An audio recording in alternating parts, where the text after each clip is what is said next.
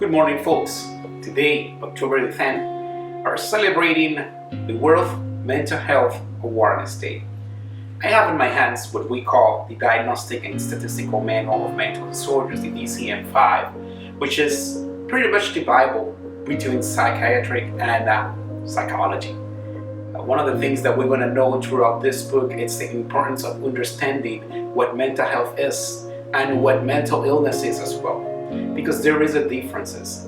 There exists many differences in between mental health and mental illness. And when we celebrate mental health, what we are celebrating is the fact that we are challenging ourselves to address mental illness from a more comprehensive approach, which includes community support and, of course, awareness across all settings in society.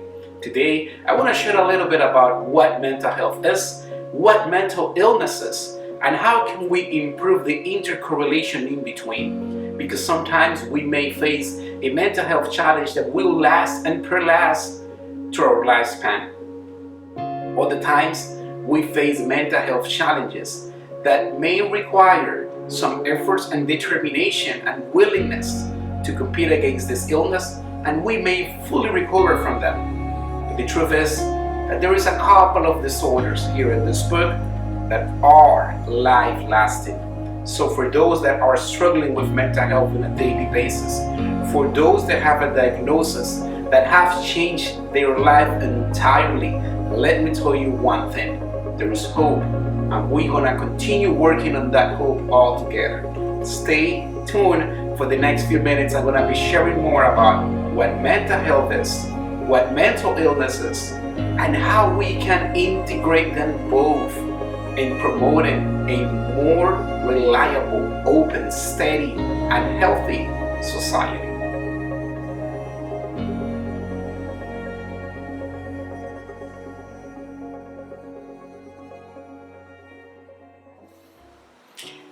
My name is Victor Gomez. I am CEO and owner of Joy Academy, which is a wellness agency founded in 2023. And as of today, we are working with more than 100 folks, restoring mental health, increasing awareness, preparing them for life challenges, and we are promoting across the board a more integrated society. I have strong values, and within them I have the value of hope. I do believe that hope is one of the sources that has been given to humanity that we have misused and misplaced. But this is why Joy Academy exists. And through my person, my vocation, and my passion towards mental health, our goal is, and we're aiming to, improve this and make this across our society levels, make this important and make this something relevant. I have been working in the field of mental health for more than 12 years. I have experience in school psychology. I have experience in industrial psychology, working in the workplaces. I have more than 7 years on leadership roles and working in nonprofits around 10 to 12 years. I have more than 15 years around working. I have around 15 years I'm working with nonprofits and vulnerable communities, such as, like, for example, through ministries, churches, open communities and social support groups. I have been working in this field since I have memory. I still remember the day that I made the decision to switch from becoming an MD, which is a medical doctor, to become a psychologist. And that happened back in DR, back in the Dominican Republic, where I am from. So mental health, it's a calling that I have in my life since the day I wake up to the realization of who I am. Once I get into that point, I just make peace with it, and I embrace the fact that mental health is part of me. And for that, it's the joy of sharing it with everybody that makes Joy Academy be what it is today. And of course, it's at the core of what Joy Academy will be in the future. So let me share now a little bit about mental health and what it is. The Diagnostic Statistical Manual for Mental Disorders, which is the DCM-5, the revised version is the last version that we have available. It defines mental health as a comprehensive psychological wellness, which means that there is a different components in between.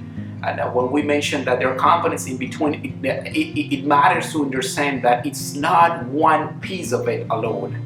Mental health, it's complex. Mental health, it's not only feeling good. It's not only, oh my God, trying so hard to be good. No, mental health, it's more than that.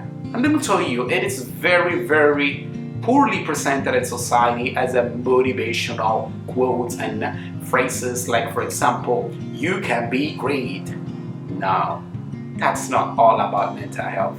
Well, let me tell you, yes, it is part of it, and we need those kind of beautiful motivational quotes. But mental health, it's real. It's not only about quote and beauty, it's also about dark and shadows. It's also about feeling abandoned and feeling alone. It's also being hopelessness and feeling empty. Mental health struggles are real, and they're not a product of our imagination. Sometimes, due to mental health challenges, yes, we start making our own illness worse. And this is why at the end of the video, I wanna take few, maybe 1 or 2 minutes to try to integrate mental health and mental illness, because they are very, very related, but they are not the same. Back to my point of DCM-5, defining mental health is a comprehensive approach to psychological wellness, which means that behaviors, emotions, and cognitive processes are fully integrated for the well-being of the person. When we refer to emotions, when we refer to behaviors, and when we refer to cognitive functioning, we refer to processes, not only just the fact of feeling or doing or maybe thinking of. We also refer to processes behind these comprehensive approaches. So I need you to all understand that mental health, it's not only feeling good. And I'm going to repeat this throughout this video because it's very common that we try so hard to feel good that we ended up breaking down our mental health. Remember, DCM-5 defines mental health as a comprehensive psychological wellness of the individual, which embody and includes emotions, behaviors, cognitive and functions, and all of the aspects that we may talk a little bit when we define mental illness. But for now, let's talk a little bit what a mental illness is.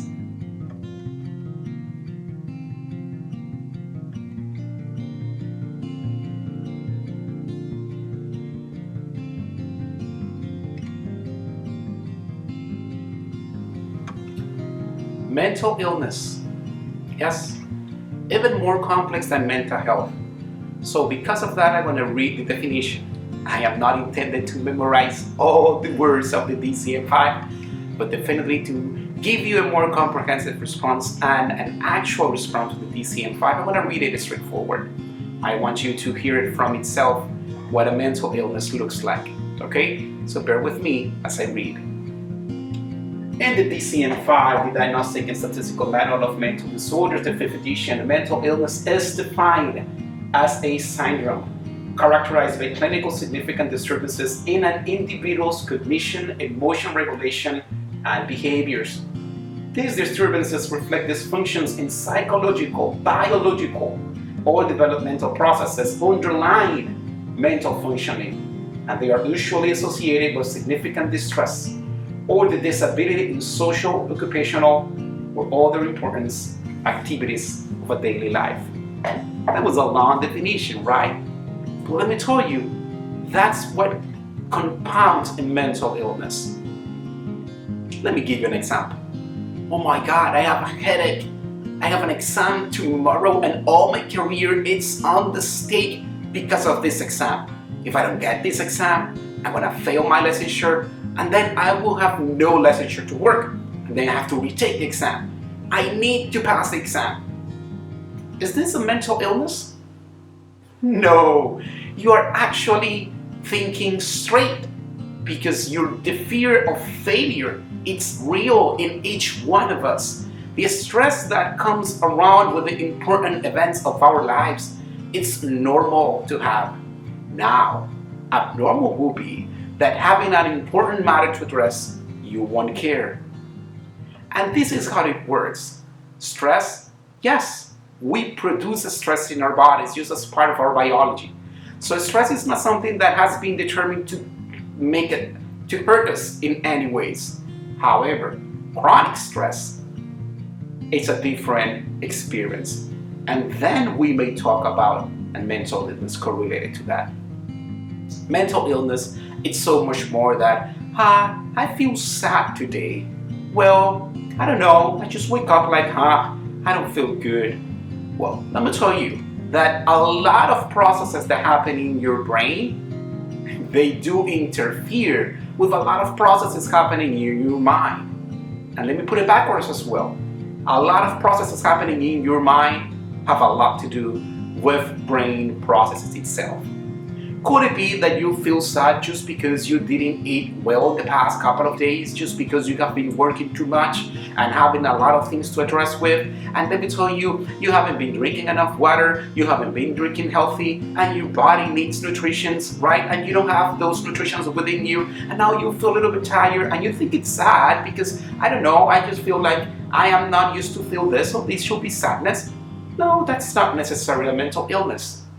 Definitely, we're going to need to over review what's going around throughout those days to make sure that we may identify any clinical distress. And this is when the clinical experience pop up and say, this is not a matter of you talking to your friends. This is a matter of you talking to a professional. Someone that has been seeing this type of diagnosis over and over and over and over again. Someone that have been seeing depression in all forms and colors in front of their eyes from one day to another. So when you go to this professional, they will know, in fact, the symptoms, the despair, the distress, and what may be associated with it, just because we have been seeing this every day for the past couple of years. Mental illness is real, folks. Mental illness is not only something that I am experiencing right now. Mental illness is a complex process of our brains and our minds that integrated them both make a state where we are right now. There is a lot of different sources of mental illness, and let me address just a couple of them. And I'm going to address only the ones that are more common in society. For example, mood disorders, depression, bipolar, and so many others that are present in our daily lives. And we're seeing them in our bosses, our co-workers, peers, family, friends. What are we doing about that? Yes, it is a disorder because it interferes with people's capacity to address their own personal needs. It's not allowing them to work. It's not allowing them to have healthy relationships. It's not allowing them to build a healthy life. And if that's the case, then yes, we may be talking about a mental health disorder. And yes, there is a bunch of treatments available to treat those mood disorders. Folks, life is real. It's not only happening in your head, it's happening in your body and it's happening in your surroundings. So be aware that when we need help, there is no such shame that can avoid you from receiving the help that you need.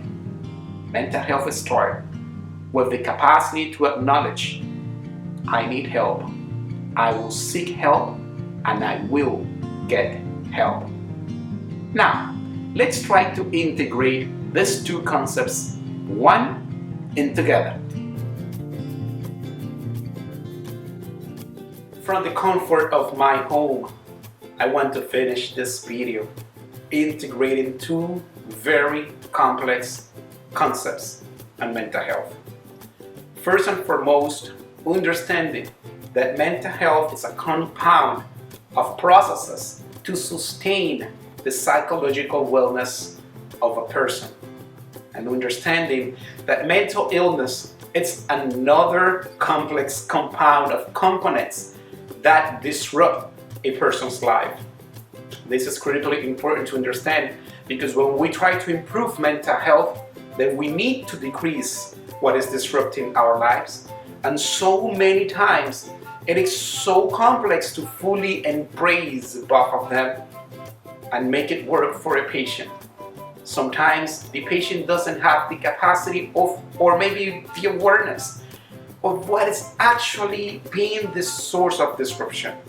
In those cases, we're going to need to make sure that we build up the patient capacity and insights, capacity and judgment to make the right decisions about themselves, especially when it comes to painful memories. It's not a surprise that if you are in my channel, you know that I love trauma. And when I mean I love trauma, I don't mean that I love those traumatic experiences happening to people. What I mean that I'm passionate about understanding the complex processes that surround traumatic experiences. And healing them through love and science is one of my personal life goals. Let me tell you one thing about this.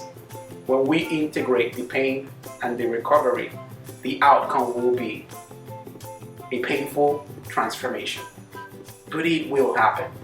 One step at a time, one day at a time, one memory at a time.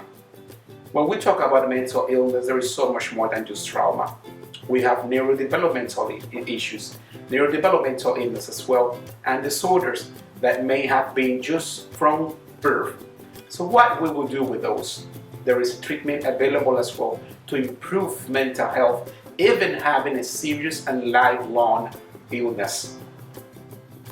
It's not about how disruptive I'm living my life. It's all about how I'm building up my life from my current circumstances. Improving relationships, improving social support, improving communication within the system. It's also extremely helpful to improve mental health. I forgot to mention earlier in this video that I also have a lot of experience, around 3 to 4 years, which is not that much now that I think of. It's not a lot of experience, but I have a bit of experience working with families and individuals. Through my marriage and family master's degree, I was able to comprehend how the system influences our mental health, how family dynamics can lead to mental health disorders, how family approaches and family response to crisis can lead to recovery or to reinforce a traumatic event. So folks, let's try to put all this together under one roof, just like I am right now at home, trying to integrate this space of comfort for you all. Let's build safety where we are. Let's build a better life just where you are right now with the current circumstances that you have. If your life has been disrupted, if there is certain thoughts coming in and out every day with non-stop that you just feel that you cannot control it, if you're seeing your emotions dysregulated throughout the days, throughout weeks, throughout months, if it's too heavy for you to carry alone, seek help. Mental Health Awareness Day. It's all about for you to understand there is hope, there is help, and it's available for you. I hope to talk to you soon through Joy Academy. I want to invite you to please share this video, share the Instagram account, YouTube account, just because we want to share good and solid stuff that may help people's life be better. In Joy Academy, we strongly believe that living well is all that matters. Happy Mental Health Day, folks, and I hope to see you soon, and I hope to see you better.